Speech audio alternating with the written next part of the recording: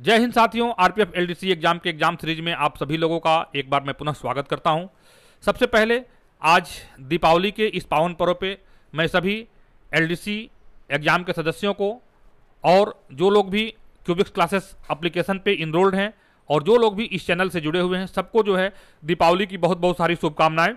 और इसके साथ ही आरपीएफ एलडीसी एग्जाम के सभी जो भी स्टाफ हैं जो सारे काम करते हैं और सभी लोग आपके लिए इतना मेहनत करके आपके लिए जो ये सारी चीज़ें तैयार करते हैं उन सबको जो है मेरी तरफ से बहुत बहुत शुभकामनाएं।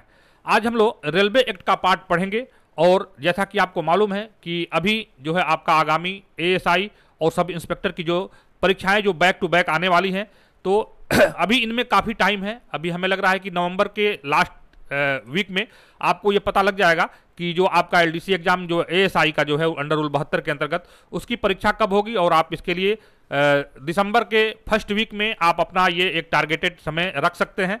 और इसके बाद जो सब इंस्पेक्टर का एग्जाम होना है तो सब इंस्पेक्टर का एग्जाम भी आप जो है जनवरी में इसको टारगेट रख सकते हैं कि जनवरी के फर्स्ट वीक में आपको सब इंस्पेक्टर का एग्जाम भी हो जाए। तो इस लिहाज से अभी 50-60 दिनों का टाइम है हम लोग के पास। और इस चैनल के माध्यम से मेरा प्रयास है कि आपको जो है जो भी चीज़ें चाहे वो थ्योरेटिकल बेस में पढ़ाए गए हों चाहे वह जो है ऑब्जेक्टिव क्वेश्चन आंसर के सीरीज में पढ़ाए गए हैं उसकी एक बार पुनः हम लोग रिवीजन कर ले। और जैसा कि आप पिछला जो भी वीडियोस देख रहे हैं काफ़ी आपका अच्छा अप्रिसिएशन मिल रहा है, आपके काफ़ी अच्छे कमेंट मिल रहे हैं, अच्छी अच्छी चीज़ें मिल रही हैं। तो उसमें जो है मेरा प्रयास रहता है कि जो भी प्रश्न है जो भी प्रश्न लिया जाता है इस सेगमेंट के अंतर्गत तो उन प्रश्नों पे छोटी छोटी चीज़ों को जो सब सेक्शन वाली चीज़ें हैं या जो चीज़ों जिनमें कुछ चीज़ें जो हैं बदल गई हैं उन सारी चीज़ों के बारे में इस चैनल के माध्यम से मेरा प्रयास रहता है कि वो सारी चीज़ें आपको उपलब्ध कराई जाए। तो आइए आज हम लोग रेलवे एक्ट का जो है पार्ट 3 पढ़ते हैं। पार्ट 2 अब तक हम लोग पढ़ चुके हैं, आज हम लोग पार्ट 3 पढ़ेंगे। पार्ट 3 से क्वेश्चन को लेंगे। तो जो डेफिनेशन का सेक्शन था पिछले वीडियो में वहाँ से कुछ मिस्टेक हो गया था और मैं बार बार कहता हूँ कि इस तरह का जो प्रयास है तो इसमें जो है कभी कभी टाइपिंग मिस्टेक की वजह से या जब वीडियो रिकॉर्ड होता है तो इसमें भी काफ़ी चीज़ों को देखना पड़ता है तो उस तरह दिमाग बहुत एकाग्र नहीं रहता है और इधर उधर हो जाता है। तो पिछले सेक्शन में थोड़ी सी गलती हो गई थी। तो 18 जो है जो 2 का 18 है, सेक्शन 2 का 18 है, इसमें जो है महाप्रबंधक की परिभाषा दी गई है। इसको आप लोग एक बार अपडेट कर लीजिए। और 19 में जो है 2 का जो 19 है सब सेक्शन 19 है उसमें जो है माल शब्द की परिभाषा को परिभाषित किया गया था। तो यहाँ से थोड़ा जो माल एक ऑप्शन हमने बनाया होता लगभग क्वेश्चन नंबर 6 था जिसमें से कि माल शब्द था उसको मैंने 18 में इसको मैंने गलती से कह दिया था तो उसको आप लोग क्लियर कर लीजिएगा। 18 में नहीं है, 19 में माल शब्द है और 18 में क्या है महाप्रबंधक है। तो इसको आप लोग क्लियर कर लीजिएगा। बाकी जो 43 जो भी इसके डेफिनेशंस हैं रेलवे एक्ट के अंतर्गत 43 जो भी डेफिनेशंस हैं इसको जो है आप लोग देख लीजिएगा। इसका मैंने जो भी इंपॉर्टेंट इससे संबंधित जो डेफिनेशन है सेक्शन 2 के अंतर्गत उन सभी के बारे में हमने आपको पिछले वीडियो में बता दिया है। अगर नहीं देखा है आप तो पिछला स्किप करके पिछला वीडियो आप जरूर देखें। और अभी आपके पास 2 महीने का समय है, आप क्यूबिक्स क्लासेस एप्लीकेशन को जरूर ही डाउनलोड कर लें और डाउनलोड करके वहां से जो एमसीक्यूज आपके लिए दिए गए हैं जो पूरे क्वेश्चन का जो है समराइज जो दिया गया है जो आपके जो एग्जाम आता है सीबीटी पैटर्न पे आप अपने उसका अपना जो है उस पर आप अपने प्रश्न को लगा सकते हैं, अपनी प्रैक्टिस कर सकते हैं। वहां से आप अपनी टाइमिंग को देख सकते हैं कि हमारी टाइमिंग जो है और 90 मिनट के अंतर्गत जो है हम कितने प्रश्नों को कर पा रहे हैं, 80 प्रश्न को अटेम्प्ट करने में हमको कितना टाइम लग रहा है और कितने गलत क्वेश्चन हो रहे हैं और कितने सही क्वेश्चन हो रहेंगे और आपका माइनस मार्किंग होने के बाद कितना नंबर आपको मिल रहा है, ये सारी चीज़ें आपको वहां से मिल जाएगी। तो आप लोग क्यूबिक्स क्लासेस का जो एप्लीकेशन है उसको डाउनलोड करके एमसीक्यूज जरूर लगाएं आप लोग। और उसके अलावा भी आपको वहां से राजभाषा के कह लीजिए या जो न्यू लॉज हैं जो है उससे संबंधित प्रश्न है 1100 प्रश्न है। उसके अलावा भी जो आरपीएफ के प्रोफेशनल जो चीज़ें हैं जो ये जैसे कि ये वीडियोज होते हैं तो इसके एमसीक्यू भी वहां से आपको मिल जाएंगे। तो क्यूबिक्स क्लासेस का एप्लीकेशन आप जरूर डाउनलोड कर लें और वहां से आप ये सारी चीज़ों को देख सकते हैं। तो आइए शुरू करते हैं। आपके ये दोनों चीज़ें आपको क्लियर हो गई होगी। 19 में माल है और 18 में महाप्रबंधक है और जो संबंधित जो डेफिनेशन है उसके बारे में मैंने जो इंपॉर्टेंट हमें लगा अपने हिसाब से उसको मैं दे दिया हूँ। एक कंफ्यूजन और था उस वीडियो में जो कि देखिए कुछ चीज़ें जो है जब करने पर नई नई चीज़ें सामने आती है। आप 144 सेक्शन 144 जो बेगिंग का है सेक्शन 144 का सब सेक्शन 2 के बारे में कंफ्यूजन था और ये आपका हेड कांस्टेबल रूल 72 के अंतर्गत ये प्रश्न पूछा भी गया था। तो इसमें पूछा गया था कि मतलब 144 का सब सेक्शन 2 है, इसमें जो है कौन से अपराध के लिए जो है इसको पनिष्ड किया जाता है। तो 144 के 2 में मैंने पिछले वीडियो में भी बताया है आपको, बहुत डीपली से इसको तीनों सेक्शन बताए हैं। एक का 144 का 1, 144 का 2, 144 का 3, तीनों सेक्शन को आपको मैंने बताया है। तो 144 का 2 का इस बार हेड कांस्टेबल की परीक्षा में आया भी था। तो 144 के 2 के बारे में थोड़ी सी कंफ्यूजन है, कई सारे लोगों ने कहा कि सर इसको जरा क्लियर करिए। तो मैंने ये देखिए रेलवे बोर्ड का ये जो लेटर है इसको मैंने निकाला हुआ है ढूंढ के, और ये लेटर 28/2/2024 का है। देख लीजिए यहाँ पे 28/2/2024 का ये लेटर है, और ये principal chief security commissioner RPF all zonal railway और सभी रेलों को जो संबोधित करते हुए इसमें बताया गया है कि डिक्रिमिनाइजेशन ऑफ सेक्शन 142 सब सेक्शन 2 ऑफ रेलवे एक्ट 1989। तो इसमें बहुत सारी चीजें बताया गया है। इसमें दो चीजों को आपको ध्यान रखना है। ये करंट का क्वेश्चन भी बन सकता है, आप देख सकते हैं 28/2/2024 का ये लेटर है, इसी साल का। तो यहां से आपको प्रश्न घुमा फिरा के 144/2 का पूछा भी जा सकता है, क्योंकि इस बार हेड कांस्टेबल वाले में पूछा गया था। तो इस जो लेटर है इसका सार पूरे पढ़ने में हम लोग का टाइम वेस्ट होगा। इसका जो लेटर का जो मेन सार है आप देख लीजिएगा, ये जन विश्वास अमेंडमेंट ऑफ प्रीवियस एक्ट 2023, ये यहां से प्रश्न बन सकते हैं। तो 144.2 का जो है इस रेफरेंस में जो है इसको जो है बदला गया है, डिक्रिमिनाइजेशन उसका किया गया है। यानी कि पहले का जो था उसमें 144 के सब सेक्शन 2 में यह बताया गया था कि सब सेक्शन 1 के अंतर्गत जो है इसमें जो है पनिशेबल होगा। अगर कोई भी व्यक्ति रेल परिसर में या रेल में जो है भीख मांगता है तो उसको 144 का सब सेक्शन 1 में जो पनिशमेंट दिए गए हैं वो पनिशमेंट का वो दायी होगा। लेकिन जो ये लेटर है नंबर 2 2024 सेक्शन स्पेशल 0101 और ये डेट को ये हुआ है, तो इसमें बताया गया, इसका पॉइंट आप ये देख सकते हैं, इसमें दिया गया in section 144 for sub section 2 the following sub section shall be substituted, namely क्या है, no person shall be permitted to beg in any railway carriage or upon any part of the railway. यानी कि इसको पूरी तरीके से 144(2) को समाप्त नहीं किया गया है। कई सारे लोगों का मैं उसमें देखा था कमेंट, इसलिए मैंने ये भी इस तरह इस सेक्शन को मैंने सोचा थोड़ा डिस्कस इस पे कर लें। तो कभी भी ये मत समझिए 144 का सब सेक्शन 2 को पूरी तरीके से एबॉलिश नहीं किया गया है, इसको समाप्त नहीं किया गया है, बल्कि पहले जो इसमें पनिशमेंट दिया गया था कि 144(2) के अंतर्गत जो है अगर कोई अपराध कारित होता है तो 144 के सब सेक्शन 1 के अंतर्गत सजा दी जाएगी, उसको समाप्त कर दिया गया। यानी इसको क्रिमिनलाइजेशन के दायरे से इसको समाप्त कर दिया गया। इस पे कोई इसको क्रिमिनल एक्टिविटी नहीं मानी जाएगी, बल्कि ये बताया गया है कि जो है person shall be permitted to beg in any railway carriage or upon any part of the railway, यानी रेलवे के किसी रेल पर या रेल के किसी भाग में जो है भीख मांगना क्या बता कर दिया गया है, निषेध कर दिया गया है। तो इसको ध्यान रखिएगा, इसमें जो है आपराधिक दायित्व से इसको मुक्त कर दिया गया है। आशा है आपको ये क्लियर हो गया होगा 144 का पॉइंट 2। आइए चलिए अगले प्रश्न के ऊपर चलते हैं। अब अपने प्रश्नों की श्रृंखला के ऊपर हम लोग चलते हैं। देखिए सबसे पहले हम लोग देखते हैं ये प्रश्न हमारा जो है प्रश्न संख्या 25 1 से लेकर और 25 तक का हम लोगों ने पिछले जो वीडियो में हम लोग देख चुके हैं, 2 पार्ट में वीडियो बना है, आप देख लीजिए। अगर जो इस वीडियो को नया देख रहे हैं तो 1 और 2 को भी देख ले, वहां से डेफिनेशन आपको बहुत अच्छे तरीके से याद हो जाएंगे। उनको कई सारे सुमेलन से और कई सारे विधियों से, जो कि एक परीक्षा की तैयारी करने की एक विधि होती है, मैंने पूरा प्रयास किया है कि वहां से आपको उसकी प्रैक्टिस कराएं। और सभी जो इंपॉर्टेंट चीजें हैं, जो क्वेश्चन नंबर 1 से लेकर 25 तक और सेक्शन इसमें 2 से लेकर और 2 के जो 43 डेफिनेशन है उसको लेकर, और फिर उसके अलावा जो है 150 तक, सेक्शन 150 तक मैंने वहां से कवर कर दिया था। अब इसके बाद हम लोग 150 के ऊपर के जो भी प्रश्न हैं उसको हम लोग ले रहे हैं। पहला देखिए प्रश्न है क्वेश्चन नंबर 26 है, कोई रेल कर्मचारी या व्यक्ति उतावलेपन या उपेक्षापूर्ण कार्य से यात्रियों का जीवन अगर संकटापन्न करता है या संकट की स्थिति उत्पन्न करता है तो कौन से दंड से उसको दंडित किया जाएगा। अब इसको बहुत ध्यान से पढ़ने की जरूरत है। देखिए ये जो पनिशमेंट का सेक्शन है, यहां से प्रश्न बनने की अपेक्षा है।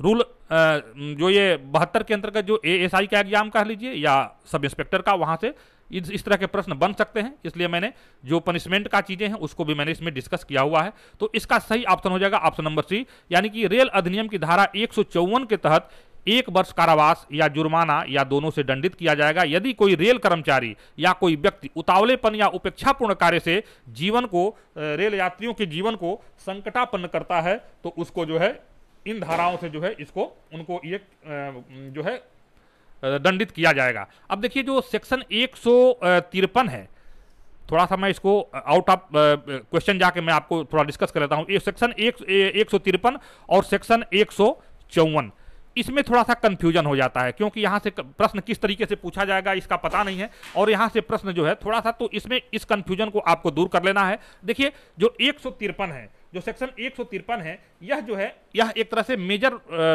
पनिशमेंट के दायरे में आता है, और इसमें जो है 5 वर्ष तक कारावास, 5 वर्ष का कारावास इसमें दिया गया है।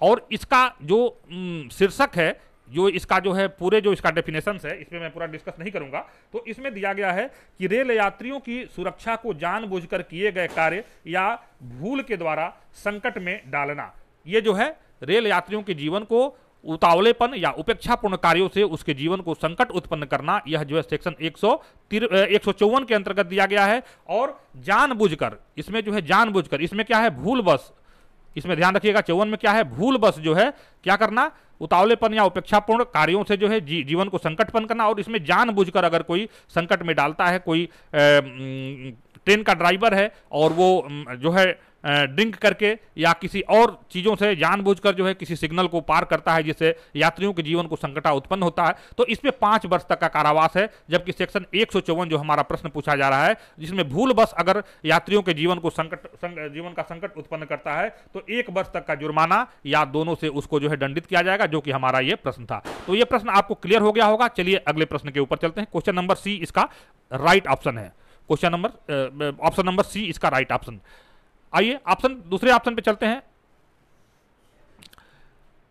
सेक्शन ये प्रश्न संख्या 27 कह रहा है कि बिना आरक्षण के आरक्षित कोच में प्रवेश करना, आरक्षित साइका पर दखल करना है, किस धारा के अंतर्गत कार्रवाई की जाती है। कोई व्यक्ति है जो कि किसी आरक्षित कोच में प्रवेश कर जाता है जिसमें उसने उसका जो है उसके लिए वहां कोई आरक्षण नहीं किया गया या उसने कोई रिजर्वेशन नहीं कराया गया है, और आरक्षित सीटों पर दखल कर, जैसा कि आप लोग देखते होंगे कि बहुत सारे पैसेंजर्स होते हैं अभी जो जबरदस्ती आकर और बैठ जाते हैं सीट पे, और यात्री के मना करने के बावजूद भी सीट पर दखल करते हैं, जिससे वहां से क्या होता है, उसको जो है यात्री को परेशानी होता है। तो इसी से संबंधित सेक्शन के बारे में पूछा जा रहा है। तो किस सेक्शन के अंतर्गत कार्रवाई की जाती है। बिना आरक्षण के अगर आरक्षित कोच में कोई प्रवेश करता है और आरक्षित सीट पर दखल करता है तो किस धारा के तहत कार्रवाई की जाएगी। तो इस प्रश्न का सही ऑप्शन देखिए, रेल अधिनियम की धारा 155 के तहत जो है कार्रवाई की जाएगी और उसको हटाया जा सकता है। देखिए यहाँ पे मल्टीपल सेक्शंस लगते हैं जब आप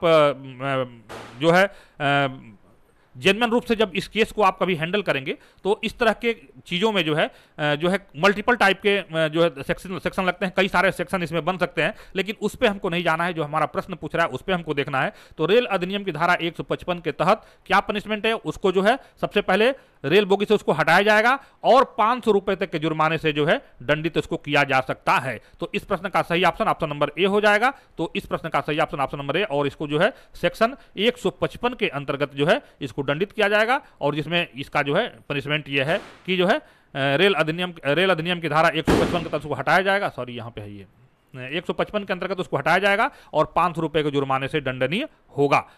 आशा है ये क्वेश्चन आपका क्लियर हो गया होगा। चलिए अगले प्रश्न के ऊपर चलते हैं। अगला प्रश्न, अच्छा अगर आपको इसका पीडीएफ चाहिए इस तरह के प्रश्नों का, तो आप क्यूबिस क्लासेस का एप्लीकेशन है, वहां से जाकर इसको डाउनलोड कर सकते हैं। अगर डाउनलोड करने में कोई असुविधा होती है तो हेल्पलाइन नंबर दिया गया है 8808161606, वहां से आप संपर्क करके और वहां से वो सारी चीजों को सॉर्ट आउट कर सकते हैं। क्वेश्चन नंबर 28 कह रहा है कि एक रेल यात्री जो कि प्रथम वातानुकूलित यान का हकदार है, ऐसे व्यक्ति द्वारा जो कि हकदार नहीं है प्रवेश का प्रतिरोध करता है, किस रेलवे एक्ट के अंतर्गत कार्रवाई की जाती है। कोई व्यक्ति मान लीजिए कि जो है प्रथम श्रेणी वातानुकूलित यान में जो है उसने रिजर्वेशन कराया है, और उसमें जो एक ऐसा व्यक्ति है जो कि वहां हकदार नहीं है, उसमें अनलीगल तरीके से उसमें है, उसको जो है उसमें प्रवेश करने से प्रतिरोधित करता है या उसको प्रतिरोध करता है, तो उसको किस धारा के अंतर्गत कार्रवाई की जाएगी, यही पूछा जा रहा है। तो सेक्शन देखिए 155 का सेक्शन 1 इसके तहत हटाया जाएगा, 500 रुपए का जुर्माना या जुर्माने से दंडनीय होगा। इसको हम लोग देख लिए, एक का ये स्टेटमेंट सही है। बी क्या कह रहा है कि रेल अधिनियम की धारा 155(2) के तहत हटाया जाएगा और 500 रुपए के जुर्माने से दंडनीय होगा। तो ये इसमें 155(2) के अंतर्गत वो अपराध कारित करता है। अगर इस तरह का कोई करता है कि जो है वो जो व्यक्ति जो है एक में क्या है, एक में जो है अगर जो है एक नंबर प्रश्न था, एक नंबर प्रश्न में देख लीजिए क्या है, इसमें बिना आरक्षण का आरक्षित कोच में प्रवेश करता है या आरक्षित साइकिल पर दखल देता है तो 155 का 1 लगेगा। और अगर किसी व्यक्ति को जो कि उस श्रेणी का हकदार है उसमें प्रवेश करने से रोकता है तो उस पर जो है 155 2 के अंतर्गत कार्रवाई की जाएगी, जिसमें सेम पनिशमेंट है, उसको हटाया जाएगा या 500 रुपए से दंडनीय होगा। तो इस प्रश्न का सही ऑप्शन नंबर बी होगा। चलिए अगले प्रश्न के ऊपर चलते हैं। तो 155 का 1 और 2 क्लियर हो गया, उसको देख लीजिए। एक में क्या दिया गया है, एक में दिया गया है किसी व्यक्ति प्रवेश करता है ऐसे यान में जिसका वो हकदार नहीं है या जिसमें उसका रिजर्वेशन नहीं है, और दूसरे में यह कि ऐसे व्यक्ति को जो कि उस वातानुकूलित यान का हकदार है और ऐसे व्यक्ति को जो है प्रवेश करने से का प्रतिरोध करता है या घुसने से मना करता है तो उसको जो है दंडित किया जाएगा धारा 155 2 के अंतर्गत। तो 155 1 155 2 आपको यहां से क्लियर हो गया होगा। अगले प्रश्न के ऊपर चलते हैं। अगला प्रश्न हमारा है, रेल सेवक द्वारा प्रतिविरित रहने की चेतावनी दिए जाने के पश्चात भी किसी सवारी डिब्बे की छत, सीढ़ियों या पैदान पर या किसी इंजन पर या रेलगाड़ी के अन्य ऐसे किसी भाग में जो यात्रियों के उपयोग के लिए आशायित नहीं है यात्रा करता है या करता रहेगा तो उसको दंडित किया जाएगा। आप यहां से सहज ही अनुमान लगा सकते हैं कि यह जो है सेक्शन 156 की बात कर रही है कि इसमें जो है रेलगाड़ी के जो है छत पे, पायदान पे यात्रा करने के बारे में बताया जा रहा है। और यहाँ पे है कि उसका कितना दंड है, तो इसका जो दंड है 3 माह कारावास या 500 रुपए का जुर्माना अथवा दोनों से दंडित होगा। यह सेक्शन 156 के अंतर्गत यह जो है दंड का प्रावधान दिया गया है, जिसमें बताया गया है कि सवारी डिब्बे की छत पे, सीढ़ियों पर या पायदान पर या इंजन पर या गाड़ी के किसी भी भाग पर जहां की यात्रियों के उपयोग के लिए जो है आशायित नहीं है अगर यात्रा करता है तो उसे सेक्शन 156 के अंतर्गत जो है उसको जो है 3 माह कारावास या 500 रुपए का जुर्माना अथवा दोनों से दंडित किया जाएगा। चलिए अगले प्रश्न के ऊपर चलते हैं। अगला प्रश्न है, यदि कोई यात्री अपने पास या टिकट में जानबूझकर इस प्रकार से स्याही गिराता है कि उसकी तारीख, संख्यांक या कोई तात्विक भाग अपठनीय हो जाता है तो वह कारावास से जिसकी अवधि 3 मास तक की हो सकेगी या जुर्माने से जो 500 रुपए तक का हो सकेगा या दोनों से दंडनीय होगा, यह किस धारा में वर्णित है। बहुत ही सिंपल है, 157 एक बार नहीं 25 बार आप लोग पढ़े हैं। Section 157 sorry section 157। अच्छा इस पे थोड़ा सा ये पेन टेप पे लिखने पे थोड़ा सी परेशानी होती है, इसलिए लिखने पूरा ध्यान जो लिखने पे ही होता है तो थोड़ा सा कभी कभी गलत चीजें जो है निकल जाती हैं या ध्यान उस पर केंद्रित नहीं हो पाता है, तो उसके लिए आप लोग अपने स्तर से देख लीजिए। रेल अधिनियम की धारा 157 के अंतर्गत अगर कोई व्यक्ति या कोई रेल कर्मचारी अपने पास अथवा टिकट को जानबूझकर उस पर कोई स्याही गिराता है या कुछ इस प्रकार की एक्टिविटी करता है जिससे उसका कोई तारीख, उसका समय या कोई ऐसा भाग जो है जो अपठनीय हो जाता है और अगर उसमें लगता है कि यह जानबूझकर किया गया है तो वह जो है 3 मास के कारावास या जुर्माने से जो 500 रुपए तक का हो सकेगा या दोनों से दंडनीय होगा। तो इस प्रश्न का सही ऑप्शन नंबर बी हो जाएगा। चलिए अगले प्रश्न के ऊपर चलते हैं। अगला प्रश्न है हमारा क्वेश्चन संख्या 31 का, किसी यान का कोई ड्राइवर या संवाहक रेल परिसर में होते हुए किसी रेल सेवक या पुलिस अधिकारी के उचित दिशा निर्देशों की अवज्ञा करता है तो उसको कौन सा दंड दिया जाएगा। देखिए ये पूरा जो क्वेश्चन जो आपको बनाया गया है यह जो है एएसआई और सब इंस्पेक्टर के एग्जाम को ध्यान में रखते हुए, क्योंकि आपको इन्हीं सारी चीजों के इर्द गिर्द आपका कार्य क्षेत्र है और यहां से प्रश्न पूछेंगे। मेरा पूरा आशा है कि जो पनिशमेंट का सेक्शन है वहां से जरूर आपको 1-2 प्रश्न मिलेंगे, तो इसलिए आप इसको तैयार कर लीजिए। बाकी आपको मैं जानता हूं कि आप जो है 137 से लेकर और आप 172-73 ये पूरा आपने अच्छे तरीके से कंठस्थ किया हुआ है, लेकिन यहाँ जो पनिशमेंट वाला जो सेक्शन है यहाँ से कहीं थोड़ा सा आपको प्रैक्टिस करने की जरूरत है मेरे समझ से, और थोड़ा सा उसमें जो है उसके सब सेक्शन वगैरह है उसको भी देखना जरूरी है। इसलिए मैं पूरा प्रयास किया हूं कि इसमें उन सारी चीजों को कवर करें। चूंकि यह रिवीजन सीरीज है तो इसमें हमको वो सारी चीजें कवर करना है जो कि आपके लिए जरूरी हो सकता है या आपके परीक्षा में वो पूछा जा सकता है। तो यहां बात किया जा रहा है 159 की बात की जा रही है और इसमें क्या क्या है, कोई ड्राइवर संवाहक रेल परिसर में होते हुए किसी रेल सेवक या पुलिस अधिकारी के उचित निर्देशों की अवज्ञा करता है, यानी कोई रेल कर्मचारी अगर किसी वाहन को हटाने के लिए अगर निर्देश करता है या कोई पुलिस अधिकारी जो है किसी वाहन को हटाने का अवज्ञा करता है और वो उसकी अवज्ञा करता है, उस निर्देश की अवहेलना करता है, तो उसको रेल अधिनियम की धारा 159 के तहत 1 माह का कारावास, 500 रुपए का जुर्माना अथवा दोनों से दंडित किया जाएगा। ये सेक्शन 159 जो है हमारा कहता है जो है कंडक्टरों के द्वारा या जो है यान के चालकों के द्वारा या ड्राइवरों के द्वारा अगर किसी पुलिस अधिकारी, इसको कई तरीके से पूछा जा सकता है, तो आप उतने भी नादान नहीं हैं, इन सारी चीज़ों को कर लेंगे। तो इस प्रश्न का सही ऑप्शन नंबर डी हो जाएगा। ऑप्शन नंबर डी इसका सही आंसर हो जाएगा। एक चीज़ मैं डिस्कस करना चाहूँगा, बहुत सारे लोगों का सजेशन भी आता है और मैं सभी सजेशन जो भी आता है उसको भरसक फॉलो करने का प्रयास करता हूं, लेकिन तो उनके द्वारा कहा जाता है सर थोड़ा सा शार्ट में बताइए। तो शार्ट में देखिए मेरा प्रयास रहता है, शार्ट में तो आपको बहुत सारे वीडियोज यूट्यूब पे मिल ही रहे हैं, बहुत सारे लोग आपको शार्ट में बता रहे हैं। तो देखिए शार्ट से काम चलने वाला नहीं है, आपको कहीं ना कहीं आपके पास 3 ही मौके हैं एएसआई का एग्जाम क्लियर करने के लिए, और मैक्सिमम जो लोग वीडियोस देख रहे हैं हमें लग रहा है कि एक दो मौके वो अपने गवा भी चुके होंगे। तो ये बहुत अच्छा समय है और आपको जो है छोटी छोटी चीज़ों को भी ध्यान देना है। जब पढ़ ही रहे हैं तो पूरे ईमानदारी से पढ़िए, पूरे तैयारी के साथ पढ़िए और सब सेक्शन को भी पढ़िए, क्योंकि अब जो है कंपटीशन दिन पर दिन बढ़ता जा रहा है 72 के एग्जाम के अंतर्गत, और जो प्रश्नों का लेवल है वो भी एग्जामिनर उसी हिसाब से सेट कर रहे हैं। अभी आपने देखा जो हेड कांस्टेबल का जो एग्जाम हुआ था, पेपर तो बड़े सिंपल आए थे। मैं कोशिश कर रहा था कि उन प्रश्नों पर एक बार उन प्रश्नों को मैं उस पर जो है अपना जो है एक बार उसको हम लोग डिस्कस करें और वहाँ के प्रश्नों को डिस्कस करें, लेकिन समय का अभाव होने के कारण नहीं हो पाया। तो मेरे कहने का मतलब है, तो उसमें हमें आपने देखा कि 153-8 से भी कोई क्वेश्चन आया था। मैंने देखा मैंने पेपर को देखा था तो 153-8 से भी क्वेश्चन आया, कुछ बहुत सब सेक्शन से भी प्रश्न आए थे। तो इसलिए आपको जो है सब सेक्शन को भी ध्यान देना है और यहाँ से भी प्रश्न जो है आएगा। देखिए तैयारी सबकी लगभग एक ही बराबर है, लेकिन जो छोटी छोटी चीज़ें हैं जो कि जहाँ से जो छूट जाती है वहीं से जो है आपका क्या माइनस मार्किंग होता है। तो माइनस वाली चीज़ों पर आपको ज़्यादा फोकस करना है, और मैं जो भी ये एमसीक्यू बना रहा हूँ तो उसी माइनस वाले का जो गैप है उसी माइनस के गैप को भरने का प्रयास कर रहा हूँ। बाकी आपकी समझदारी है, आपको अच्छा लगे तो वीडियो को जरूर देखें, उसको चैनल को सब्सक्राइब करें, नए लोगों तक पहुँचाएँ और इस पर जो है अपना कमेंट करें।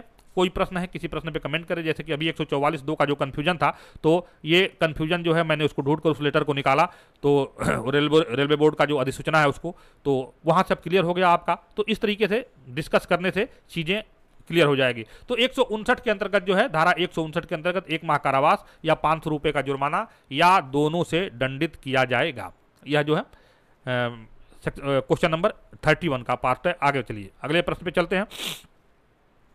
कोई अनाधिकृत व्यक्ति जो कि समतल क्रॉसिंग के जो सड़क यातायात के लिए बंद कर दिया गया है, स्थापित फाटक या चेन का प्रतिरोध करेगा या खोलेगा। हाँ देखिए, अब यहाँ से आपको जो है सेक्शन 160 बहुत ही महत्वपूर्ण सेक्शन है और ये आपके कार्य क्षेत्र से चीज़ें हैं, और हमारा प्रेडिक्शन है कि यहाँ से प्रश्न इस बार बन सकता है। 160 में जो एएसआई होते हैं पोस्टों पे, उनका जो है 160 में हमें लग रहा है कि हर दूसरे दिन उनको केस करना पड़ता है।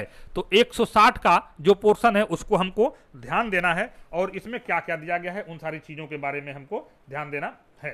तो देखिए इसमें 2 सेक्शन दिया गया है, 2 सेक्शन दिया गया है, दोनों चीज को हम लोग देखेंगे, 2 क्वेश्चन में देखेंगे। पहले देखिए पहला क्वेश्चन क्या कर रहा है। कोई अनाधिकृत व्यक्ति जो कि रेल किसी समतल क्रॉसिंग के जो सड़क यातायात के लिए बंद कर दिया गया है, स्थापित फाटक या चेन का रोध करेगा या खोलेगा या तोड़ेगा, तो उसको किस धारा के अंतर्गत कार्रवाई की जाएगी? तो वह रेल अधिनियम की धारा 160(1) के तहत उस पर जो उसको जो है 3 वर्ष कारावास से उसको दंडित किया जाएगा। 160 के अंतर्गत, अच्छा 160 के अंतर्गत जो है इंक्वायरी जो है 180(1) के अंतर्गत किया जाता है, 180(1) के अंतर्गत जो है जांच किया जाता है, और इसमें जो है गिरफ्तारी होना आवश्यक नहीं है। ये जो है इसमें जो है अगर इस तरह की कोई शिकायत मिलती है तो जांच अधिकारी जो है मामले को फाइल करके और अपनी जांच को शुरू करते हैं। इसमें गिरफ्तारी आवश्यक नहीं है। और इसमें एक चीज और आपको ध्यान रखना है, इसमें जो है अजमानती है, इसमें जमानत देने का अधिकार जो है अजमानती है, इसमें जमानत देने का अधिकार जो है जो जांच अधिकारी होते हैं या जो प्राधिकृत अधिकारी हैं उनको इसमें जांच जो है जमानत देने का अधिकार इसमें नहीं है। तो 160 के 1 में जो है क्या करें, किसी समतल क्रॉसिंग जो सड़क यातायात के लिए बंद कर दिया गया है या स्थापित फाटक या चेन को प्रतिरोध करेगा या खोलेगा, तो उसको धारा 160(1) के तहत जो है 3 वर्ष के कारावास से उसको दंडित किया जाएगा। तो इस प्रश्न का सही ऑप्शन नंबर डी हो जाएगा। इस प्रश्न का सही ऑप्शन नंबर डी है। चलिए अगले प्रश्न के ऊपर चलते हैं। देखिए अगला प्रश्न भी हमारा जो है इसी के सेक्शन 2 से संबंधित है। कोई अनाधिकृत व्यक्ति जो कि किसी समतल क्रॉसिंग के जो सड़क यातायात के लिए बंद कर दिया गया है, स्थापित फाटक या चेन या रोध को तोड़ेगा या क्षतिग्रस्त करेगा। देखिए अब यहां 2 चीजें होती हैं। पहले वाले में सेक्शन 1 में क्या था, खोलेगा, उसको खोलेगा या उसको जो है क्या करेगा, उसका कोई चेन है उसको जो ढीला करेगा या उसको पार करेगा तो उसको सेक्शन 160(1) के अंतर्गत उस पर होगा। और इसमें क्या है, इसको क्षतिग्रस्त करेगा या तोड़ेगा, यानी फोर्सली उसको जो है तोड़ता है या किसी उसको बूम कर देता है, कोई जो है फाटक को तोड़ देता है, तो सेक्शन 160(2) के अंतर्गत जो है उस पर जो है कार्रवाई उस पर जो है की जाती है। और इसके अंतर्गत जो है 5 वर्ष तक के कारावास से दंडित किया जाएगा। 160(2) के अंतर्गत जो है 5 वर्ष के कारावास से दंडित इसमें किया जाता है 160(2) के अंतर्गत। तो 160, 101 और 160 का एक आप लोग यहां से समझ गए होंगे। तो 160 के 2 में जो है 5 वर्ष तक का कारावास है, और इसमें फोर्सली खोलेगा या तोड़ेगा या फाटक को जो है क्षतिग्रस्त करेगा तो उसको जो है इसमें 160(2) के अंतर्गत जो है 5 वर्ष के कारावास से उसको दंडित किया जाएगा। और 160 का जो 1 है इसमें जो है उसको किसी फाटक या चेन को खोलेगा, उसको ढीला करेगा, तो उसको जो है क्या 160(1) के तहत जो है 3 वर्ष के कारावास से दंडित किया जाएगा। और इसमें 160 में जो है जांच अधिकारी के द्वारा जमानत नहीं दिया जा सकता है, इसको जो है जो कोर्ट है, कोर्ट के द्वारा वहां से जमानत उसको मिलेगी। चलिए अगले प्रश्न के ऊपर चलते हैं। अगला प्रश्न हमारा देखिए क्वेश्चन नंबर 34। अब अपने कमेंट भी करते रहिएगा कि आपको ये हमारा प्रयास कैसा लग रहा है, जो चीजें मेरे द्वारा आपको ये दी जा रही है वो कैसा है आपके लिए, मतलब कितना कारगर हो रही है। क्वेश्चन नंबर 34 देखते हैं कहां तक पहुंचते हैं। यहां पे अधिक से अधिक क्वेश्चन को हम लोग करेंगे। 27 मिनट का टाइम भी हो चुका। मानव रहित रेलवे क्रॉसिंग को उपेक्षापूर्ण पार करता है धारा 160 रेलवे अधिनियम के तहत दंडनीय है। इस धारा के प्रायोजन के लिए किसी समतल क्रॉसिंग को जिस पर कोई आदमी नहीं है या जिस पर कोई गेटमैन नहीं है यान चलाकर ले जाता है, पार करने के लिए किसी व्यक्ति के संबंध में उपेक्षा अभिप्रेत करता है। देखिए ये शब्द, इसको थोड़ा सा ध्यान देने की जरूरत है। उपेक्षा से क्या तात्पर्य है, तो यह जो आप 161 पढ़ेंगे, सेक्शन 161 पढ़ेंगे तो 161 और 160 को भी देखिएगा। 161 में मानव रहित रेलवे क्रॉसिंग को पार करना, तो इसमें 161 में क्या कहा गया है देखिए। इसमें कुछ हमने इसको क्लियर करने के, जब कोई चल स्टॉक दिखाई दे रहा हो, असावधानी पूर्वक बिना वाहन रोके उपेक्षापूर्ण पार करता है। सामने से ट्रेन आ रही है या कोई चल स्टॉक आ रहा है, कोई मालगाड़ी आ रही है, और उपेक्षापूर्ण जो है गेट को पार करता है, उसको जो उपेक्षापूर्ण तरीके से उसको गेट को पार करता है। तब पार करना जब चल स्टॉक दृष्टिगोचर हो रहा हो। गेट बंद है, मानव रहित रेलवे क्रॉसिंग है, और सामने से जो है कोई चल स्टॉक दिखाई दे रहा हो तो भी वो 161 का पनिशमेंट का दायी होगा। और इसके उल्लंघन करने का दंड 1 वर्ष तक के कारावास हो सकता है। तो ये तीनों चीजें दिया गया है 161 में। मैंने इसको कवर करने का 161 के पार्ट को, पहला क्या है, उपेक्षा से तात्पर्य क्या है, जब कोई चल स्टॉक दिखाई दे रहा हो, असावधानी पूर्वक बिना वाहन रोके उपेक्षा पूर्वक जो है मानव रहित रेलवे क्रॉसिंग को पार करता है। तब पार करता है जब कोई चल स्टॉक या कोई मालगाड़ी या कोई ट्रेन, कोई सवारी गाड़ी दिखाई दे रही है और पार करता है। उल्लंघन करने के लिए दंड जो है 1 वर्ष तक के कारावास का हो सकता है। अब यहां से कई तरीके के प्रश्न आपको पूछे जा सकते हैं। तो ये चीजें जब आपके दिमाग में, ये बेस आपके दिमाग में जब रहेगा तो प्रश्न कैसे भी पूछे जाएंगे उसको आप लगा लेंगे। अब देखिए इसको मैंने एक एग्जांपल के लिए बनाया है, केवल एक सही है, 1 और 2 ही सही है, अन्य गलत है। उपरोक्त तीनों विकल्प सही है, कोई विकल्प सही नहीं है। तो इस प्रश्न का सही ऑप्शन नंबर सी हो जाएगा। और यह जो है पूरा डेफिनेशन से 161 का पूरा डेफिनेशन इस प्रश्न से आपको क्लियर हो जाता है। तो चलिए अगले प्रश्न के ऊपर चलते हैं। अगला प्रश्न देखते हैं क्वेश्चन 35। मानव रहित रेलवे क्रॉसिंग को उपेक्षापूर्ण पार करना। अब 161 का ये एक जो पार्ट है जो कि छूट गया था, तो उसको थोड़ा सा हम लोग एक बार क्लियर कर देते हैं। मानव रहित रेलवे क्रॉसिंग को उपेक्षापूर्ण पार करना धारा 161 रेलवे अधिनियम के तहत दंडनीय है। और इस धारा के प्रायोजनों के लिए किसी समतल क्रॉसिंग को जिस पर कोई आदमी नहीं है, यानी कि मानव रहित रेलवे क्रॉसिंग है। हालांकि अभी रेलवे के द्वारा जो है ये प्रतिबद्धता इसके लिए जारी किया गया है कि मैक्सिमम जो है जो क्रॉसिंग है उसको जो है ऑटोमेटिक कर दिया गया है, और वहाँ पे जो है कोई ना कोई जो है गेटमैन की तैनाती की गई है। लेकिन अभी कुछ जगहों पे अभी जो है मानव रहित रेलवे क्रॉसिंग है। तो ये हमारे जो है एग्जाम का पार्ट है, इसलिए इसको हमको ध्यान देते हुए चलना है। यान चलाकर ले जाकर पार करने वाले किसी व्यक्ति के संबंध में उपेक्षा से अभिप्रेत है। अब देखिए उपेक्षा, वहां पे चूंकि उपेक्षा शब्द दिया गया है कि 161 के अंतर्गत उपेक्षापूर्ण पार करना मानव रहित रेलवे क्रॉसिंग को दंडनीय है। तो उपेक्षा से क्या तात्पर्य है, देखिए जब कोई चल स्टॉक दिखाई दे रहा हो तो असावधानी पूर्वक बिना वाहन रोके उपेक्षापूर्ण पार करना, यानी कि सामने से मालगाड़ी आ रही है तेजी के साथ, और गाड़ी को, वहां पे कोई आदमी तो है नहीं, फाटक खुला हुआ है, गाड़ी को जो है आप सामने से लेकर जा रहे हैं। तब पार करना जब चल स्टॉक दृष्टिगोचर हो रहा हो, ऐसा एकदम सामने से दिख रहा है कि वहां से माल ट्रेन आ रही है, चल स्टॉक आ रहा है या सवारी गाड़ी आ रही है और लेके जा रहे हैं, और या अपने एक चीज और यहां पे देखिए छूट रहा है, वाहन को इस प्रकार खड़ा कर दिया जाता है रेल लाइन से सटाकर, जिससे जो है चल स्टॉक के बाधित होने की संभावना है। जैसे कभी कभी आपने देखा कि गाड़ियों को जो है बीच क्रॉसिंग में खड़ा करके लोग कभी कभी फेसबुक वगैरह पे जो है दिखाई देता है कि गाड़ी को खड़ा करके चले गए हैं और मालगाड़ी आ रही है, वो दौड़ के जा रहे हैं गाड़ी को अपने पार्किंग करने के लिए, लेकिन तब तक जो है काम हो चुका होता है। तो इस तरह से उपेक्षापूर्ण तरीके से पार करना, जिससे जो कोई रेल स्टॉक जो है बाधित हो रहा हो, तो उसके उल्लंघन का दंड 1 वर्ष तक का कारावास का हो सकता है। 161 का ये प्रोविजन है। इसमें भी वही चीजें हैं, इसमें ये तीनों चीजों को आप ध्यान रखिएगा, तो इसमें भी जो है इसका ऑप्शन नंबर सी इसका जो है सही हो जाएगा। चलिए अगले प्रश्न के ऊपर चलते हैं। अगला प्रश्न चलते हैं, प्रश्न क्या 36 है। 36 कह रहा है, यदि कोई व्यक्ति महिलाओं के लिए आरक्षित वैगन में प्रवेश करेगा, उसमें रहेगा, आरक्षित महिला सीट को खाली नहीं करेगा, तो रेल अधिनियम के किस धारा के तहत दंडनीय होगा। तो अपनी आपने 162 कई बार पढ़ा होगा, 162 के प्रोविजन क्या क्या हैं, इसको एक बार रिवीजन आप कर लीजिए। इसमें पूरे पोर्शन को हमने इसमें कवर करने का कोशिश किया है। तो क्या है इसमें, यदि कोई व्यक्ति, प्रश्न को ध्यान से पढ़ेगा, प्रश्न में भी कई सारे उत्तर छुपे हुए हैं, और जब आपका प्रश्न यहां से बन सकता है, कोई व्यक्ति महिलाओं के लिए आरक्षित वैगन में प्रवेश करेगा, तो तुरंत वो 162 का क्या हो जाएगा, दोषी हो जाएगा। उसमें रहेगा प्रवेश, यानी प्रवेश किया, उसको अपने गलती का एहसास हुआ, तुरंत उतर गया, तो 162 का चार्ज नहीं होगा। अब उसमें प्रवेश कर गया और उसमें रह रहा है, उसमें बैठा है, आरक्षित महिला के सीट को खाली नहीं करता है, महिला के लिए आरक्षित कोई सीट है उसको खाली नहीं करता है, तो ये तीनों कंडीशन अगर होते हैं, तो या इसमें से कोई एक कंडीशन भी होता है, तो रेल अधिनियम की धारा 162 के अंतर्गत जो है दंडनीय होगा, और 162 के तहत टिकट का संप्रहरण किया जाएगा, और 500 रुपये का जुर्माना और रेल सेवक के द्वारा उसको हटाया जा सकता है 500 रुपये का जुर्माना के सहित, और टिकट का संप्रहरण कर लिया जाएगा। तो इस प्रश्न का सही ऑप्शन नंबर सी हो जाएगा। तो 162 के अंतर्गत ये कार्रवाई होती है। चलिए अगले प्रश्न के ऊपर चलते हैं। प्रश्न क्या 37, रेल अधिनियम के अंतर्गत यदि कोई व्यक्ति महिलाओं के लिए आरक्षित वैगन में प्रवेश करेगा, उसमें रहेगा, आरक्षित महिला सीट को खाली नहीं करेगा, तो रेल अधिनियम की धारा के तहत दंडनीय होगा। देखिए ये प्रश्न रिपीट हो गया है मेरे ख्याल से, तो इसमें जो है इसका सही ऑप्शन नंबर सी हो जाएगा।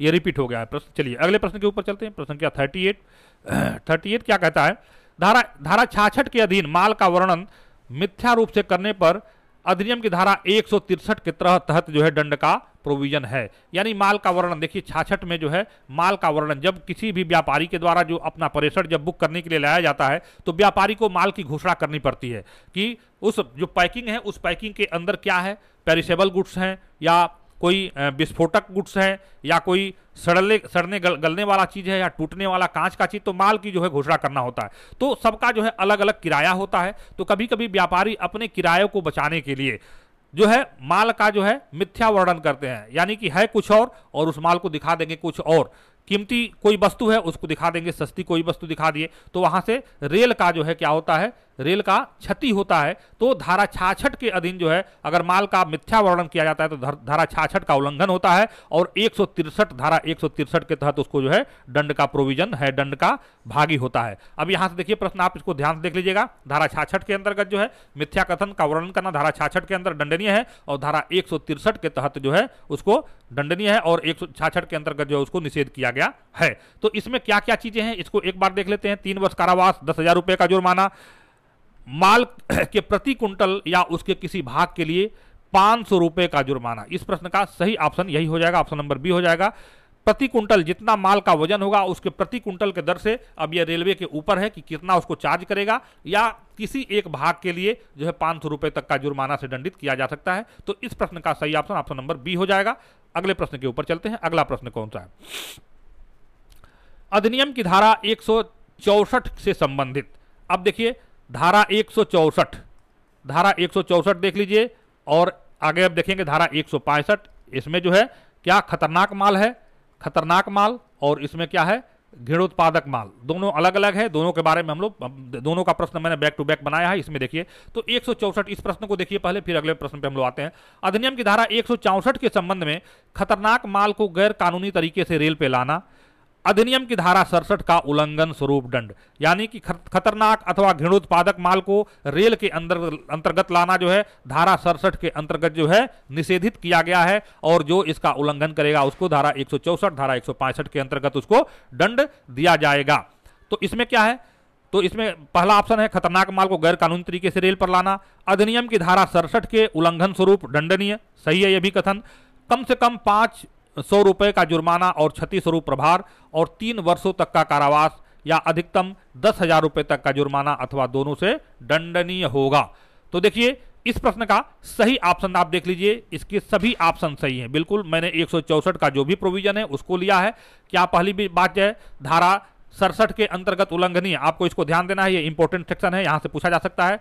धारा खतरनाक माल को रेल परिसर में लाना धारा 167 के अंतर्गत उल्लंघनीय है और इसका दंड जो है धारा 164 के अंतर्गत दिया जाता है। और गैर कानूनी तरीके से माल को रेल पे लाना, और इसमें जो है सजा क्या कितना प्रोविजन है, 3 वर्ष का कारावास या अधिकतम 10,000 रुपए तक का जुर्माना अथवा दोनों से दंडित किया जा सकता है, और कम से कम 500 रुपए का जुर्माना। यह जो न्यायालय जब निर्णय देता है तो न्यायालय जो है नेचर ऑफ ऑफेंस को देखते हुए वह कम से कम जो जुर्माना जो 500 रुपए से कम का नहीं होगा, और जुर्माना और क्षति स्वरूप प्रभार। यहाँ क्षति स्वरूप प्रभार का मतलब यह है कि कोई खतरनाक माल लाते हैं रेल परिसर के अंतर्गत और उससे अगर रेलवे संपत्ति की कोई क्षति होती है तो कंसाइनी के ऊपर उसका पूरा जो है दारोमदार होता है, जो माल का मालिक होता है, मालधनी होता है, उसको उस क्षति का जो है प्रभार देना पड़ता है अगर उस खतरनाक माल से किसी प्रकार की क्षति होती है तो इस प्रश्न का सही ऑप्शन नंबर सी हो जाएगा। तो इसको ध्यान रखिए, और इसमें जो है दंड जो है 3 वर्ष कारावास और 10,000 रुपए तक का अधिकतम दंड है, और कम से कम 500 रुपए का जुर्माना, और उस रेल को गैर कानूनी तरीके से रेल को लाना, रेल के अंतर्गत उस माल को खतरनाक माल को लाना, उसको क्षति स्वरूप प्रभार उसको देना पड़ता है। अब 164 का डेफिनेशन हमने पिछला जो वर्किंग ऑफ रेलवे का दिया है उसमें मैंने खतरनाक माल को रेड टैरिफ के अंतर्गत जो है जो रेल का कमर्शियल मैनुअल है उसका खतरनाक माल को रेड टैरिफ के अंतर्गत जो है इसको जो डिफाइन किया गया है, और उसमें 7 तरह के खतरनाक माल कौन कौन से होंगे, 7 तरह के माल होते हैं, जिसमें से कि कई सारे माल विस्फोटक होते हैं, ज्वलनशील होते हैं, 7 तरह के माल है। उसके बारे में 7 तरह के चीज़ों के बारे में मैंने बताया है, आप पीछे वीडियो जो है पॉज करके देख सकते हैं। उसमें जो है भारतीय रेल की कार्यप्रणाली का एक वीडियो हमने बनाया हुआ है, उसमें खतरनाक माल के बारे में बताया गया कि 164 के अंतर्गत कौन कौन से माल जो है कैटेगरी जो है खतरनाक माल में होती है। चलिए अगले प्रश्न के ऊपर चलते हैं। प्रश्न संख्या 40। प्रश्न संख्या 40 हमारा कह रहा है कि अधिनियम की धारा 165 किससे संबंधित है। बहुत ही इजी है, कोई भी बताएगा। अभी मैंने बताया धारा 67 के अंतर्गत दंडनीय निषेधित, धारा 67 के अंतर्गत जो है धारा 105 के निषेधित जो है खतरनाक माल और घृणोत्पादक माल, इन दोनों को जो रेल परिसर में लाना जो है दंडनीय है। अब इसमें क्या, घृणोत्पादक माल को विधि विरुद्ध या रेल पे लाना, यानी कि कोई भी घृणोत्पादक माल है, जैसे मान लीजिए जानवरों का जो है खाल हो गया या हड्डियां हो गई या कोई इस तरह की चीज जिससे घृणा उत्पन्न होती है, इस तरह के माल को लाना। ऐसा नहीं कि बुकिंग इसकी होती है, लेकिन उसके कंडीशन होते हैं रेल के द्वारा इन मालों का वहन किया भी जाता है, ऐसा नहीं है तो, लेकिन उसके लिए अलग प्रोसीजर है। लेकिन अगर उसको प्रॉपर पैकेज करके या किसी तरीके से जो विधि विरुद्धता तरीके से, यानी जहां विधि विरुद्ध तरीके से रेल परिसर के अंतर्गत लाया जाता है तो धारा 67 का उल्लंघन होता है घृणोत्पादक माल के, और धारा 67 के उल्लंघन स्वरूप दंडनीय, ये भी सही है। कम से कम 500 रुपए का जुर्माना और क्षति स्वरूप प्रभार, और इस प्रक्रिया में क्षति व हानि के लिए उत्तरदायी। तो इस प्रश्न का सही ऑप्शन नंबर सी हो जाएगा। उपरोक्त सभी विकल्प सही है। 165 का ये पूरा चीज है, इसको आप ध्यान रखिएगा। ये इसमें जो है 164 और 165 क्लियर हो गया होगा। 164 में खतरनाक और 165 में घृणोत्पादक माल, और दोनों में जो है क्या है 67, धारा 67 का उल्लंघन है। तो धारा 164, धारा 165 आपको बहुत बेहतर तरीके से याद हो गया होगा। चलिए अगले प्रश्न के ऊपर चलते हैं, और यहाँ देखिए हमारा टाइम भी 40 मिनट से ऊपर हो गया है। मेरा प्रयास रहता है कि 45 मिनट में मैं फिनिश कर दूं, लेकिन 50 क्वेश्चन मैं यहाँ से खींचूंगा, क्योंकि अभी मेरे ख्याल से जो आप लोग का मेन पार्ट है 179 और 180 जो कि आपके एएसआई सब इंस्पेक्टर बनने पर जो है आपके काम आएंगे, तो उससे संबंधित जो प्रश्न हमने इसके लास्ट वीडियो में बनाएंगे इस सीरीज में, तो बनाए हुए हैं, तो वहां से आपको मैं अच्छी प्रैक्टिस कराऊंगा और आपको 179 180 आपका बड़े अच्छे तरीके से क्लियर हो जाएगा। तो क्वेश्चन नंबर 41 का रहा है, यदि कोई व्यक्ति विधिपूर्ण प्राधिकार के बिना, विधिपूर्ण प्राधिकार यहां समझ लीजिए रेल प्रशासन के आदेश द्वारा रेल या किसी चल स्टॉक पर लगाए गए या चिपकाए गए किसी बोर्ड या दस्तावेज को उखाड़ेगा, जानबूझकर नुकसान पहुंचाएगा, यानी जानबूझकर कोई बोर्ड है उसके की कोई लिखित भाग है उसको, या कोई चीज है उसको जो है मिटा देना, उस पर कुछ चिपका देना, या उसको उखाड़ देना, या उसको फेंक देना, तो ये सारी चीजें क्या है, एक यह जो है ये भी ये दंडनीय है। रेल अधिनियम की धारा 166 के अंतर्गत ये जो है 1 में दिया गया है, 166 के 2 में दिया गया है, किसी ऐसे बोर्ड या दस्तावेज या किसी चल स्टॉक पर किन्हीं अक्षरों या अंकों को मिटाएगा या बदलेगा। तो पहला क्या हो गया कि उखाड़ना, फेंकना, चिपकाना या किसी प्रकार का कोई छेड़छाड़ करना, ये क्या है 166(1) के अंतर्गत दंडनीय है। और 166(2) के अंतर्गत यानी किसी दस्तावेज या किसी चल स्टॉक पर किन्हीं अक्षर या किसी अंक को मिटा देना या बदल देना 166(2) के अंतर्गत दंडनीय है। जैसे कि यहां पे लिखा है कि रेलवे परिसर में अनाधिकृत, एग्जाम्पल के लिए है, अनाधिकृत प्रवेश वर्जित, ये लिखा हुआ है।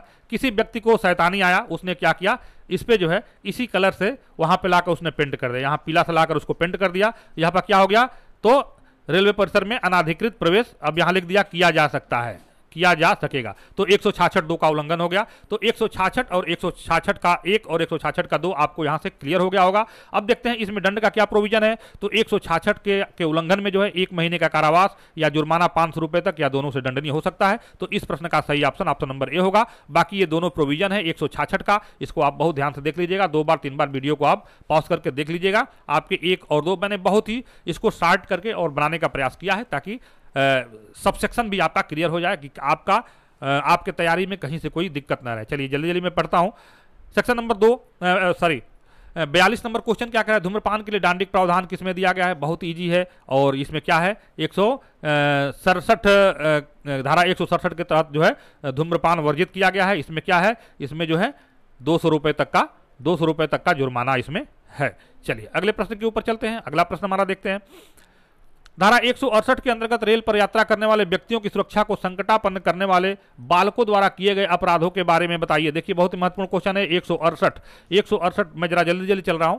इसमें देखिए 168 में जो है मैंने उसके 3 पार्ट दिया हुआ है, 1, 2, 3, और तीनों को मैंने कवर किया। क्या है, रेल अधिनियम की धारा 168(1) के अंतर्गत यदि बालक की उम्र 12 वर्ष है तो कोई बालक 150 से लेकर धारा 154 तक का कोई अपराध करता है।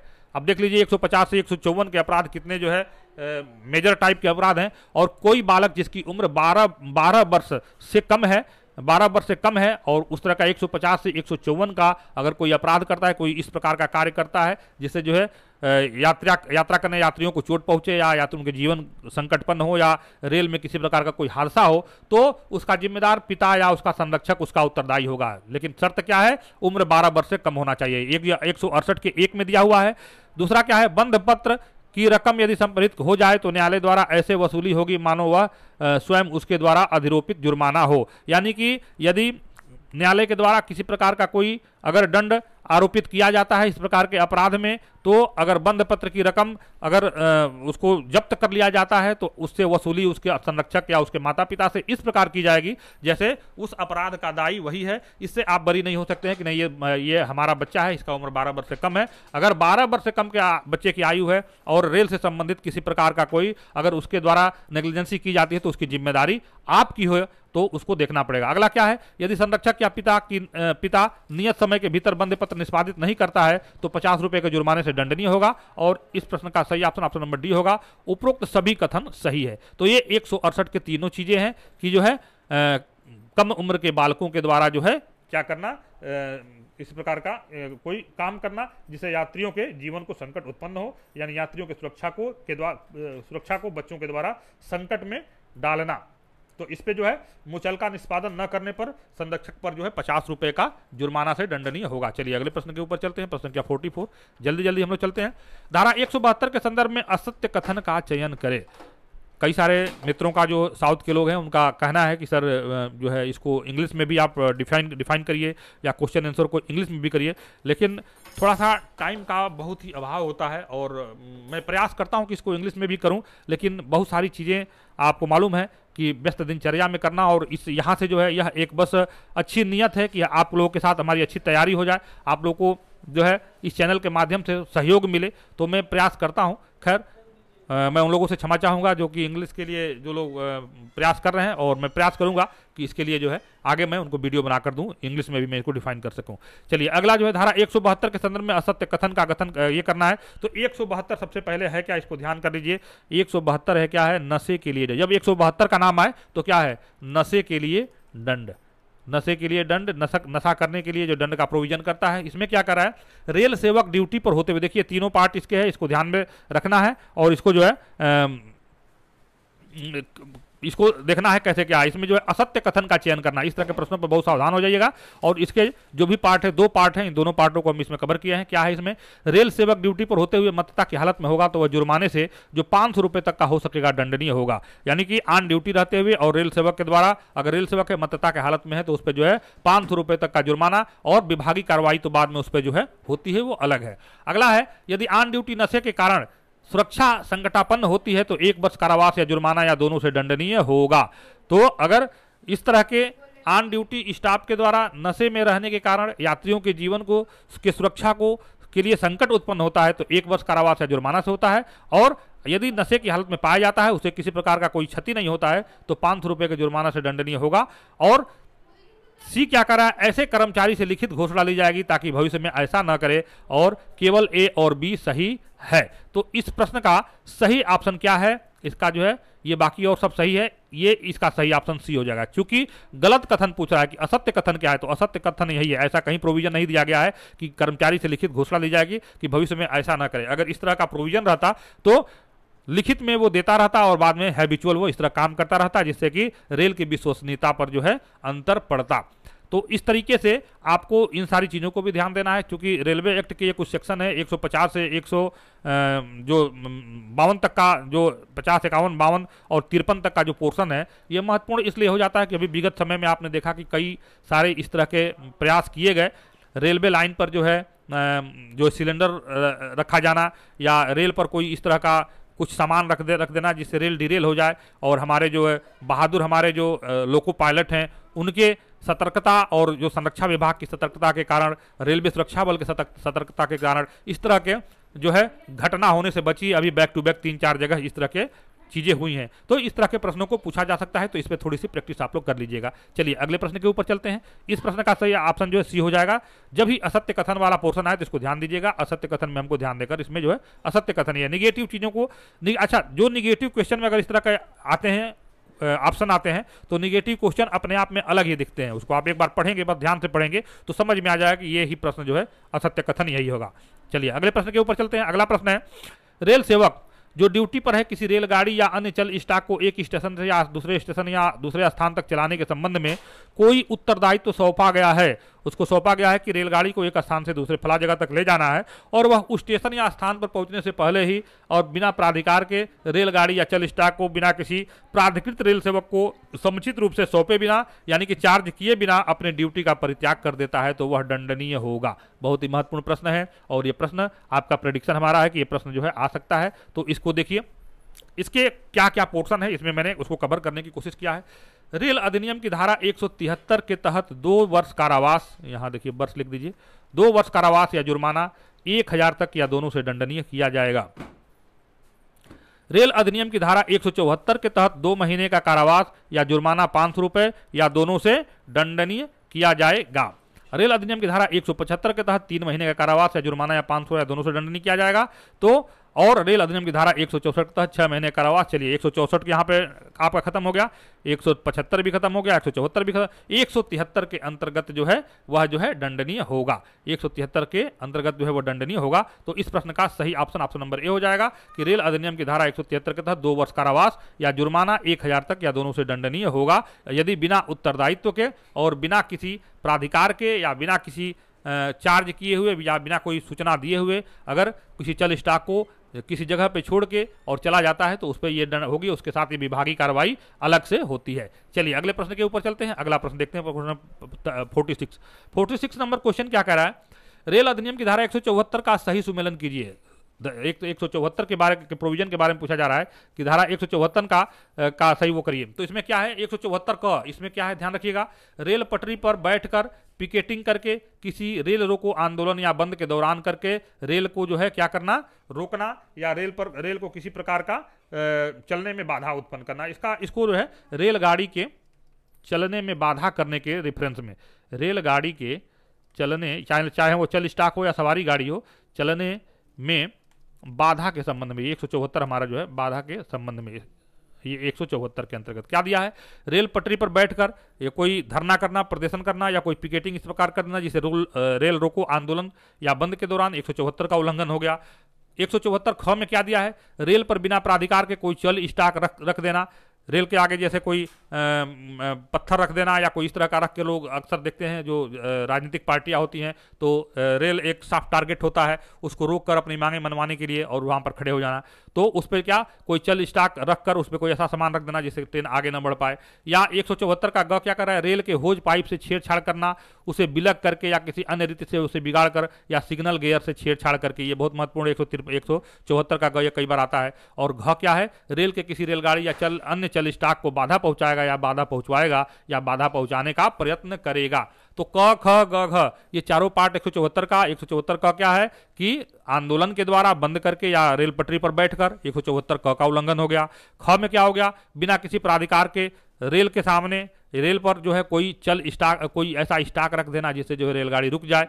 और ग क्या है, उसका होज पाइप से छेड़छाड़ करना, उसका जो है बोगी को अलग कर देना या कुछ ऐसा कार्य कर देना, सिग्नल को फोड़ देना या सिग्नल को ये कर देना, उसके साथ छेड़छाड़ या सिग्नल गियर के साथ कोई छेड़छाड़ कर देना। और घ में क्या है, रेल पर या किसी अन्य चल स्टॉक को बाधा पहुंचाने के लिए या बाधा पहुंचाने का कोई प्रयत्न करना, यह जो है क्या है, दंडनीय है। तो ये क्या है, सभी उपरोक्त सभी ये जो चारों चीजें हैं, ये चारों जो है 174 के रेफरेंस में हैं। इसको देख लीजिएगा। और इसमें 2 वर्ष कारावास, इसका दंड कितना है, 2 वर्ष कारावास या जुर्माना 2000 तक जुर्माना, ये इसका कारावास का है। और ये चारों पोर्शन इसके हैं, 174 के का क, 174 का ख, 174 का ग, 174 का घ।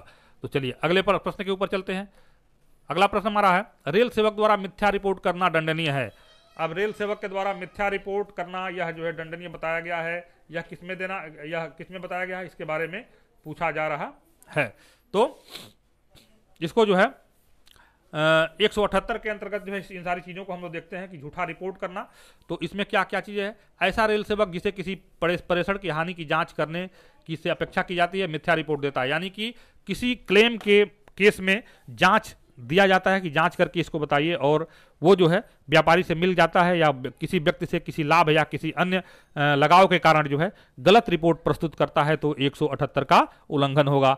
हानि, नाश, नुकसान, क्षय या अपरिधान के किसी दावे के बारे में जांच करने की अपेक्षा और गलत रिपोर्ट देना, यानी कि जांच को सही तरीके से नहीं करना, जांच को गलत तरीके से उसकी रिपोर्ट प्रस्तुत करना, यह जो है बी के अंतर्गत है। और सी में कोई ऐसी रिपोर्ट करेगा जो मिथ्या है या जिसके मिथ्या होने का उसे ज्ञान या विश्वास है, जिसके सही होने का उसे विश्वास नहीं है।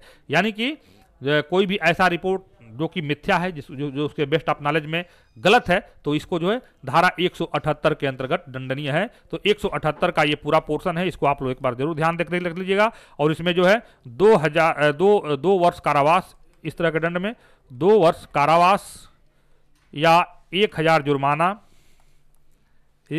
जुर्माना या दोनों से दंडित किया जाएगा। क्वेश्चन नंबर 47 आपको क्लियर हो गया। सेक्शन 178 के ये प्रोविजन है, इसको देख लीजिएगा। अगले प्रश्न के ऊपर चलते हैं।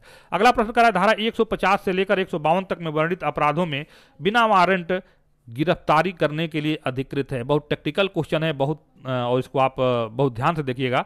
धारा 150, 151, 152 इस तरह के अपराधों में बिना वारंट की गिरफ्तारी करने के लिए कौन अधिकृत है? कोई रेल सेवक, रेलवे सुरक्षा बल कांस्टेबल, पुलिस अधिकारी जो है हेड कांस्टेबल के नीचे के पंक्ति का ना हो, और विकल्प बी के अतिरिक्त सभी सही है। तो देखिए इसमें जो हमारा 179 में जो दिया गया है, 179 की 1 में दिया गया है कि 150, 151 और 152 के अंतर्गत जो है कोई भी पुलिस अधिकारी जो कि या कोई रेल सेवक जो कि हेड कांस्टेबल से नीचे का रैंक का ना हो, वह जो है बिना वारंट के गिरफ्तार कर सकता है 150, 151, 152 के मामले में। और अगर किसी थर्ड पार्टी के द्वारा गिरफ्तारी की जाती है तो उसको तत्काल जो है दिया जाएगा, जो है सक्षम जो प्राधिकारी होंगे उनके हैंडओवर किया जाएगा। तो इस प्रश्न का सही ऑप्शन जो है क्या हो जाएगा?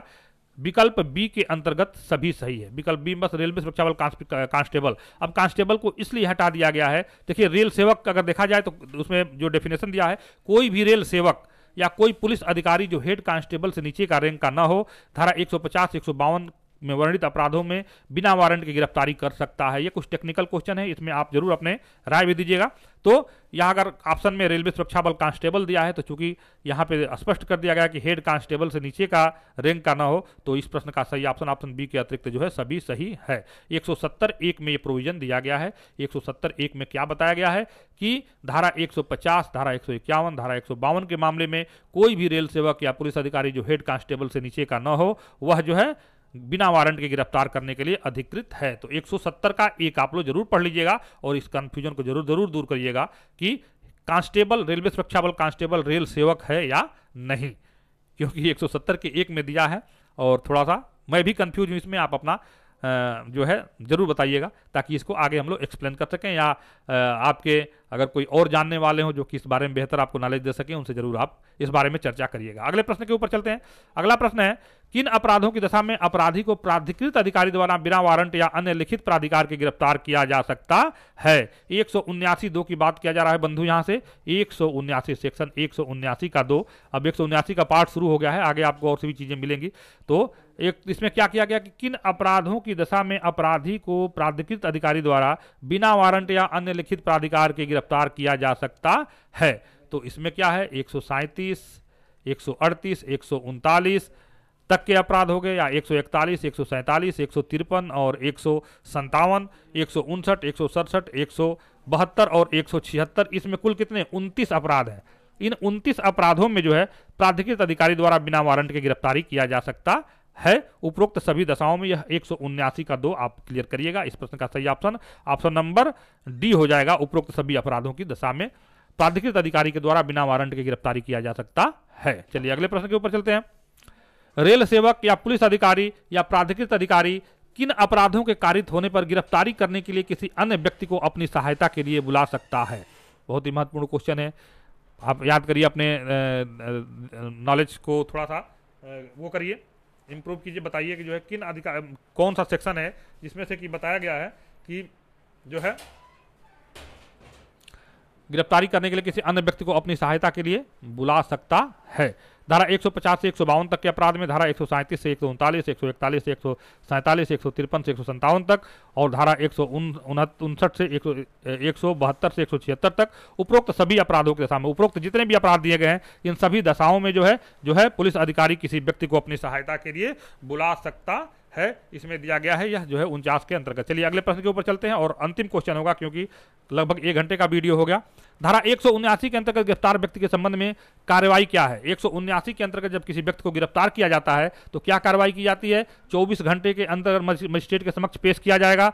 गिरफ्तारी के स्थान से मजिस्ट्रेट के न्यायालय तक के समयावधि सही 24 घंटे। ये गलत हो गया, क्यों गलत हो गया अभी बताऊंगा। गिरफ्तारी के स्थान से मजिस्ट्रेट के न्यायालय तक के समयावधि रहित 24 घंटे, ये भी सही हो गया। केवल ए और सी सही है।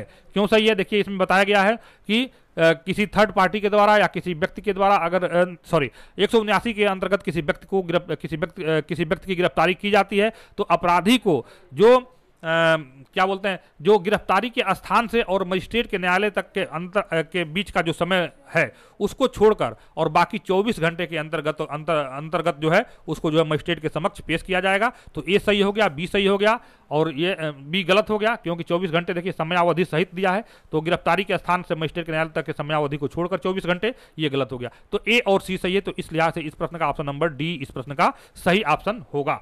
तो इस तरीके से हमने 25 प्रश्नों पर यह प्रैक्टिस किया और आशा है कि आपको बहुत इसमें से कुछ चीजें जो है आपको नई चीजें देखने को मिली होगी। आगे हम लोग 179 180 के सेक्शन को लास्ट में इसको कवर करेंगे और इसके बाद से प्रयास करेंगे कि हम लोग जो है एक बार आरपीयूपी एक्ट को और आरपीएफ एक्ट को 3-4 वीडियो से संबंधित जो भी प्रश्न बन सके उसको करें और लास्ट में तब हम लोग आरपीएफ रूल करेंगे। तो इसको अगले वीडियो में इसको समाप्त करेंगे। आप लोग अपना भर भर के कमेंट करिए, अपना भर भर के जो है आशीर्वाद दीजिए ताकि हम एप्रिसिएट हो, ताकि आप रोज हमारा अगर आपका सही रुझान आता है तो हम वीडियो बनाते हैं और इसके लिए अगर आपका अगर पॉजिटिव रिस्पांस रहा तो जरूर आपको 1 से 2 दिन के अंदर में आपको नया वीडियो आपको मिल जाएगा। तो इसके साथ ही आज के इस सेशन को यहीं पे समाप्त करते हैं। दिवाली की बहुत बहुत शुभकामनाएं। एक बार आप पर्यावरण को ध्यान में रखते हुए जो आतिशबाजी करें उसको बहुत ध्यानपूर्वक जो है उस आतिशबाजी को एंजॉय करें और अपने शरीर और पर्यावरण को ध्यान में रखते हुए। आप लोग देख रहे हैं दिल्ली का क्या पोजीशन है, तो इन सारी चीज़ों को ध्यान में रखते हुए दिवाली को एंजॉय करिए। एक बार पुनः आप सभी लोगों को दिवाली की बहुत सारी शुभकामनाएं। आज के सेगमेंट को यहीं पर समाप्त करते हैं, मिलते हैं अगले वीडियो में, तब तक के लिए जय हिंद।